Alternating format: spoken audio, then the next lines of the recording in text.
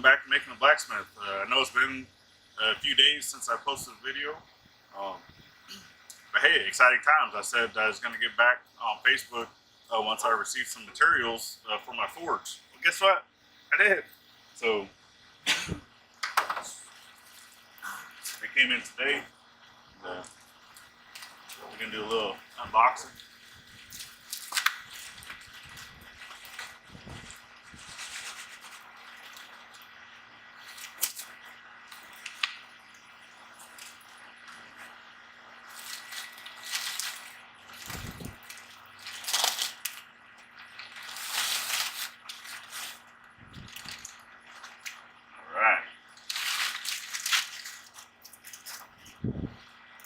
I'm not going to take it fully out of the box yet, not until I need it, but my KO wool.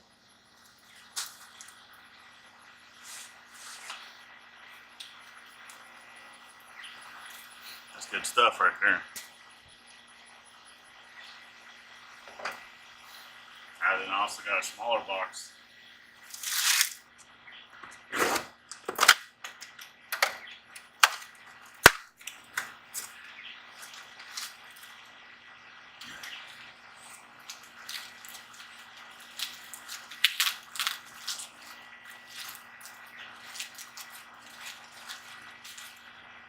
The hard clay fire brick. This was kind of lined the bottom of the forge, that way it's going to be where the burners are on top, pointing straight down. And I don't want the burners hitting right onto the KO wool, plus anytime you put flux or anything like that on your metal, the borax will just eat right through that KO wool. So I wanted to have more of a hard, rigid surface on the bottom to help with that. Alright, everything looks great, and stick around.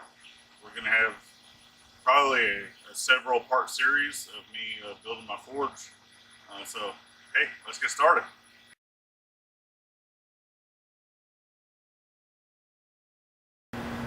Alright, so as you can see, I'm going to be using this is it's a 25 millimeter ammo can.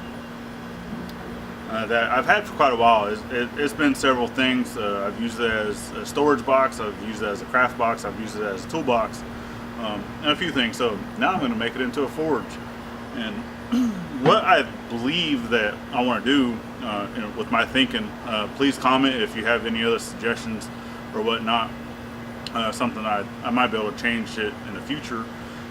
But for the lid, it does have a lid that comes off. Which it does have a rubber gasket I'm going to take out. Obviously rubber doesn't hold up to high heat, but I think I'm going to use this can like upside down, so the lid is actually going to become the floor. And what I'm wanting to do is I'm going to put down a layer of the KO wool, and then I'm going to stack my bricks on top of that, and then inside the can itself, I can leave this as all one piece. That way it'll line the roof, which would become the roof, and then also the sides, and it'd be more not necessarily a square, but kind of around a shape. That way it'll kind of hold the form without having to find a way of gluing it. So if I was to use it the other way, to where I had the KO wool in the actual box in the bottom with the bricks in the bottom, I would need to find some type of way of attaching the KO wool to the lid, and there really isn't anything out there for that, besides like clips or metal clips or anything like that. I just don't know how well that will work, if at all. And like I said, I've never done this before. I am starting right at ground zero that I've talked about.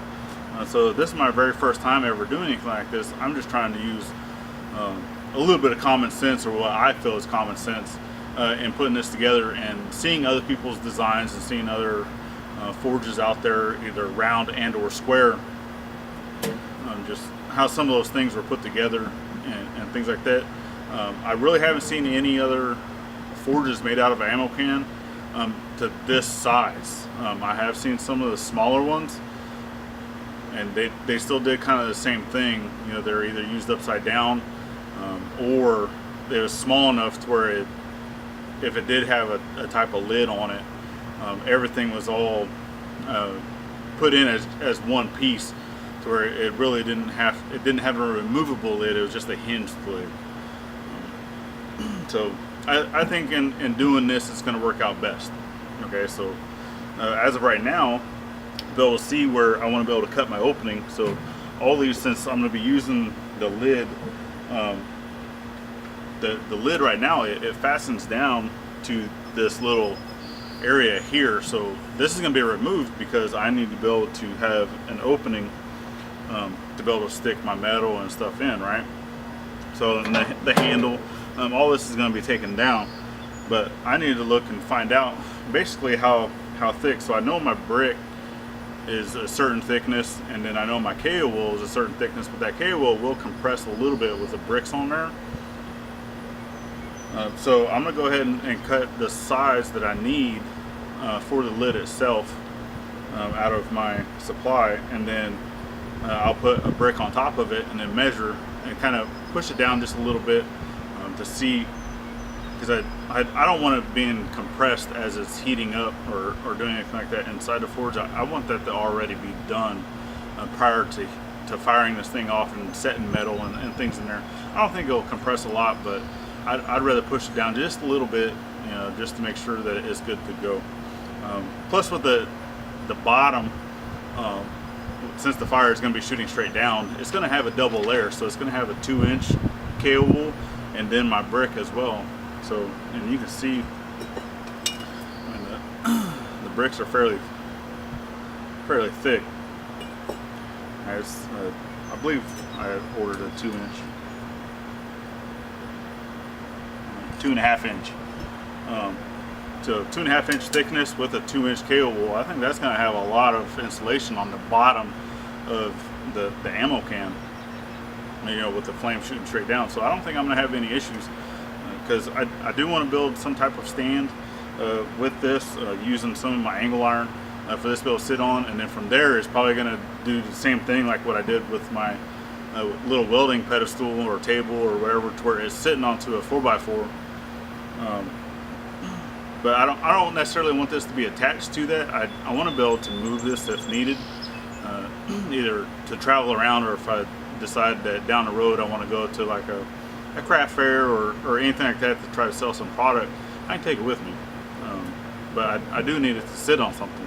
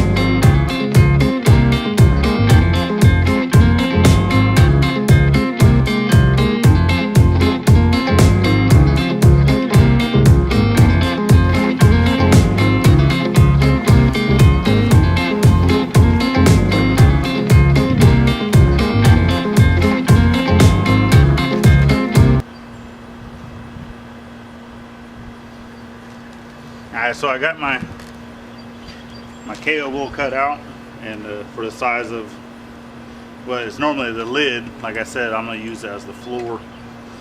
And then what I'm going to do is I got 4 bricks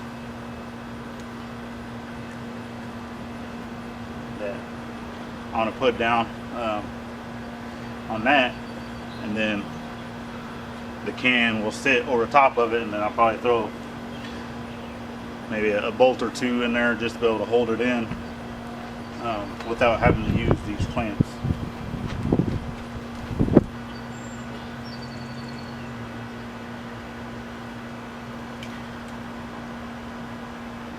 Alright, so with my brick that's on top of the KO wool, I can see like how far that compresses down, and even pressing it just a little bit, I can see that kind of compresses some and then bounces back up, which is great.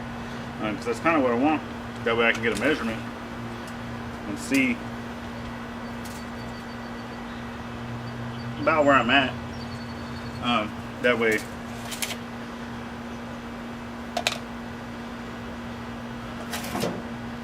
whenever I cut my hole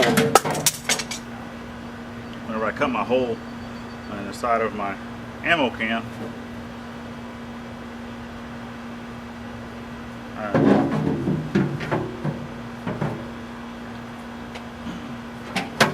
it'll be all lined up.